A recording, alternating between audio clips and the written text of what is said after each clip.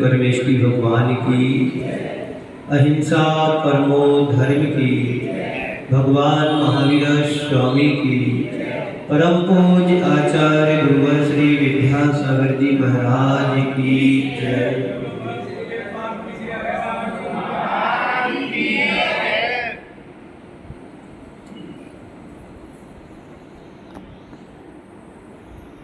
हम सबको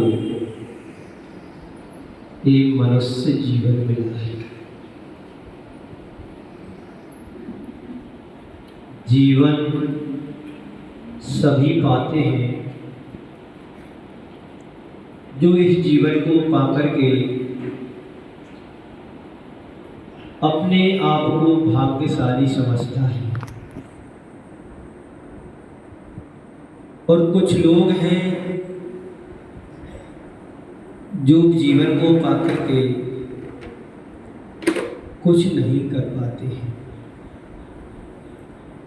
जीवन को पाया है तो इस जीवन की सार्थकता किसमें है, ये हमें विचार करना है। जीवन को पाने के बाद मुझे कहीं ऐसा तो नहीं लग रहा कि मैं गलत जगह आ गया। जीवन को पाने के उपरांत हमारे अंदर एक अपार खुशी होना चाहिए। जैसे किसी गरीब व्यक्ति को चौराहे पर यदि बेशकीमती कोई आभूषण मिल जाए तो उसको कितनी खुशी होती है, उसकी खुशी का कोई पारावार नहीं रहता है। संत कहते हैं ऐसे ही हमें मानव जीवन मिला है, इस जीवन को पाने के बाद हमारे अंदर अपार खुशी होना चाहिए। संत कहते हैं सभी को समान जीवन मिला है। एक धनाढ्य व्यक्ति है उसको भी जीवन मिला है, और एक गरीब व्यक्ति है उसको भी जीवन मिला है। जीवन की यदि दृष्टि से देखा जाए तो सभी को समान अवसर मिला है। एक व्यक्ति है तो अपने जीवन का रोना रो रहा है, और एक व्यक्ति है अपने जीवन को पाकर के खुशहाली मना रहा है। हमें तय करना है कि भुनभुनाते हुए जीना है कि गुनगुनाते हुए जीना है। मुझे तय करना है हंसते हुए जीना है कि रोते हुए जीना है। मुझे तय करना है कि खोलते हुए जीना है कि खिलते हुए जीना है। जीवन सबको मिला है। एक जीवन पाकर के ऊंचाइयों को प्राप्त कर रहा है, और एक जीवन पाकर के रसातल की ओर जा रहा है। एक जीवन पाकर के जीवन का कल्याण करने के मार्ग में लग रहा है, और एक जीवन को पाकर के अपने जीवन को रसातल की ओर ले जा रहा है। अवसर सभी को मिला है। इस अवसर का लाभ वही उठा पाते हैं जिसके लिए अपने जीवन की कीमत पता हो। कहते हैं कि ये मानव जीवन अत्यंत दुर्लभ है। मैं आपसे प्रश्न करता हूं, सुनते तो सभी हैं, कहते भी हैं कि मानव जीवन बहुत दुर्लभ है, पर जनसंख्या तो बढ़ रही है, दुर्लभ होता तो ये जनसंख्या कहाँ से बढ़ती, लेकिन है हमारे हिसाब से दुर्लभ है। दुर्लभ इसलिए है कि कीड़े मकोड़े में हमारा जन्म नहीं हुआ, पशु पक्षियों में हमारा जन्म नहीं हुआ, नरक निगोद की यात्रा करने के लिए जीवन नहीं मिला। जीवन मिला है मानवता के कल्याण को उत्थान करने के। दुर्लभ इसलिए है कि हमें उच्च कुल की प्राप्ति हुई है। कहीं हम नीच कुल में चले गए होते तो वहां से आना बड़ा मुश्किल होता। ये दुर्लभता है। दुर्लभता इसलिए है कि हमारे लिए पांचों इंद्रियां ठीक ठाक मिली है।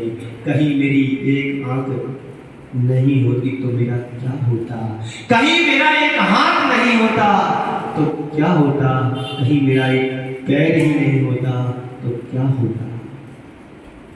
दुर्लभ है कि नहीं जब हम सत्येंद्री हुए, ठीक ठाक मेरी बुद्धि ठिकाने पर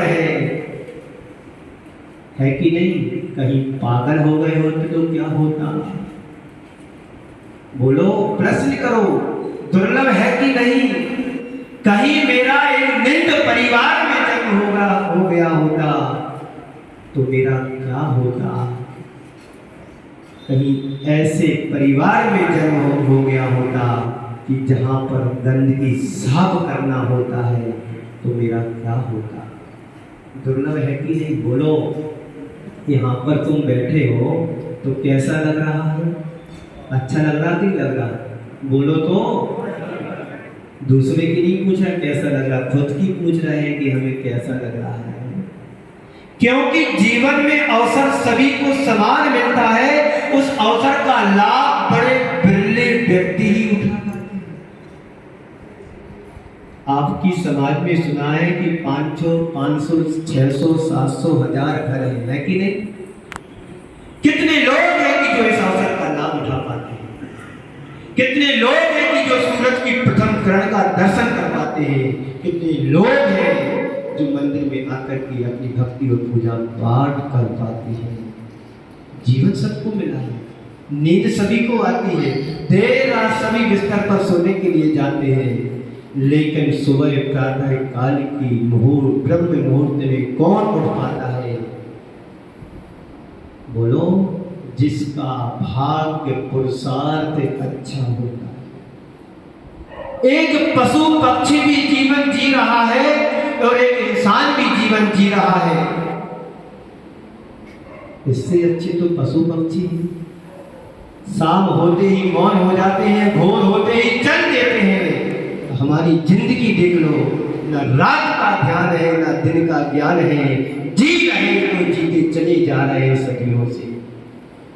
क्या पाया, जीवन तो पा लिया, जीवन पाने के क्या उपलब्धि हुई है, इसका तो ध्यान होना चाहिए, ज्ञान होना चाहिए। सब लोग जी रहे तो हम भी जी रहे, ऐसा है क्या, बोलो। रामलाल जी रहा है तो श्यामलाल भी वैसे जिएगा, नहीं। जीने की कला हमारे अंदर होना चाहिए। एक पिताजी की 3 संतान थी। पिताजी ने तीनों बेटों को बराबर हिस्सा दिया, और हिस्सा ही नहीं दिया, साथ में कुछ पैसे भी दिए कि चलो ये बेटे हैं, कुछ करेंगे और धरेंगे, अपने जीवन का निर्माण करेंगे। तीनों को बराबर पैसे दिए, 25-25 हजार रुपए दिए। पहले वाले बेटे ने सोचा कि महंगाई का जमाना है, 25 हजार को होता क्या है। उसने पैसे दांव पर लगा दिए, दांव पर पैसे लगाए और सारे पैसे हार गया, कुछ हाथ नहीं लगा, हाथ मलता रह गया। हाय राम, मैंने अनर्थ कर दिया, बर्बाद हो गया। बात सही है, गलत कार्य करोगे तो गलत परिणाम भी तो मिलेगा। बच्चे यदि साल भर पढ़ाई ना करें तो लास्ट में परिणाम क्या मिलेगा उनको, दो जीरो मिलेंगे, 1 नहीं 2 मिलेंगे, अंक नहीं मिलेगा, 0 मिलेगा। तो पहले वाले बेटे ने क्या किया, सारे पैसे बर्बाद कर दिए। दूसरे वाले बेटे के 25,000 रुपए थे। उसने क्या किया, महंगाई का जमाना, चलो छोटी सी दुकान कर लेते हैं, कम से कम हमारी पूंजी तो सुरक्षित रहेगी। उसके पास थोड़ा दिमाग था, बुद्धि थी। उसने अपने पैसे से एक परचून की दुकान खोल ली। रोज सुबह शाम अपना गुजारा बसर हो जाता है, गुजर बसर। पैसे को सलामत रखा, कोई बात नहीं, कम से कम उसने पैसे तो बचाए, और बचाने के साथ साथ अपनी इज्जत भी बचा करके रखी। अब तीसरे वाले बेटे के पास भी कुछ पैसे थे। उसने पैसों को देखा नहीं, कुछ नहीं किया। पिताजी के नाम पर हजारों लाखों रुपए का व्यापार करने लगा। पिताजी के नाम पर, पिताजी के गुडविल के नाम पर उसने लाखों रुपए का व्यापार किया, बड़ी बड़ी दुकानें खोल ली। जब पिताजी का आना हुआ, तीनों बेटों को बुलाया, तो बेटों से पूछा कि तुमने क्या किया, तुमने क्या किया, तुमने पैसों का क्या किया। पहले वाला बेटे से पूछा तो उसने कहा कि पिताजी मैंने अनर्थ कर दिया, मैंने अनर्थ कर दिया, सारे पैसे मेरे व्यर्थ में चले गए। मैंने सोचा कि महंगाई का जमाना है, 25,000 रुपए में क्या होगा, चलो इन पैसों को दाव पर लगा दो। और मैंने पैसे लगाए, सारे के सारे पैसे डूब गए, मेरा अनर्थ हो गया। पिताजी थोड़ा दुखी हुआ, कोई बात नहीं, चलो ऐसा जीवन में होता है, कोई बात नहीं, ऐसा जीवन में होता है। पिताजी आगे बढ़े, दूसरे वाले बेटे से पूछा कि बेटा तूने क्या किया। बेटे ने कहा पिताजी मैंने एक छोटी सी दुकान खोली, वही आपके सामने है। पिताजी को थोड़ा संतोष हुआ, इस भाव से भरकर के संतोष हुआ कि पहले वाले ने अनर्थ किया, पर इसने अपने आप को व्यर्थ से भी बचा लिया, अनर्थ से भी बचा लिया, कम से कम पैसे सलामत हैं। तीसरे वाले बेटे को बुलाया और पूछा कि बेटा तूने क्या किया। तो बेटा कहता है पिताजी चलिए मैं बताता हूं मैंने क्या किया। पिताजी को मार्केट में ले जाता है, बोलता है पिताजी ये दुकान, ये दुकान, ये दुकान। तो पिताजी पूछते हैं दुकान किसकी है। तो बेटा कहता है पिताजी आपकी है। पिताजी ये आपकी है। पिताजी कहते हैं मैंने तो इतना पैसा दिया ही नहीं था, है हमारी कैसे हो सकती है। बेटा कहता है पिताजी भले ही आपने पैसे ना दिए हो, पर आपके नाम से मैंने जो किया है सब आपका ही काम किया है। यदि तुम्हारे परिवार में तीसरे नंबर का बेटा है तो समझ लेना कि मेरा बेटा है। और पिताजी ने उस बेटे को अपनी छाती से लगाया कि मुझे विश्वास था कि तू ही ऐसा काम कर सकता है। सब लोग अपने अंदर झांक करके देखो, हर व्यक्ति के पास तीन बेटे हैं। एक कर्म का बेटा है, एक धर्म का बेटा है और एक आत्मा का बेटा है। अब विचार करो तुम्हारा कौन सा बेटा है। सुन रहे हो विजय कुमार जी, तुमने जो बाहर बच्चों को पैदा किया है तुम्हारे एक भी नहीं है। एक धर्म का बेटा तुम्हारा, एक कर्म का बेटा और एक आत्मा का बेटा है। कर्म भी हमारा साथ देता, चाहे पुण्य हो चाहे पाप हो। धर्म हमारे अंतिम स्वास्थ्य का साथ देता है और आत्मा का बेटा तो भाव में हमारे साथ रहता है। तो किसको गले लगाना है? आत्मा निज से निज में निज ही बने स्वयंभू बरत रहे, आत्मबोध को पा करके इस जग को कल्याण कर रहे। अपनी आत्मा की पहचान जो कर लेता है वही व्यक्ति संसार से पार होने में समर्थ हो पाता है। आज की 4 बातें आप सोच रहे हैं महाराज तो 4 बातें बोली ही नहीं, क्रम से आएंगी, क्रम से आएंगी। अवसर का मिलना, किसका? अवसर का मिलना। आपके लिए ये अवसर 4 दिन के लिए मिला था,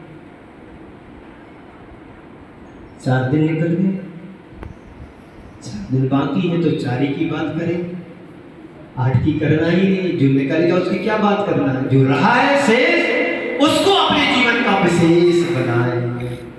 अवसर का मिलना, अवसर का लाभ उठाना। अवसर का मिलना, अवसर का लाभ उठाना, अवसर को खो देना और अवसर की प्रतीक्षा करना। फिर से बोलूं, अवसर का मिलना, अवसर का लाभ उठाना, अवसर मिला है तो खो दिया बिना परवाह किए, और अवसर की प्रतीक्षा करना। देखिए, अवसर का मिलना प्राय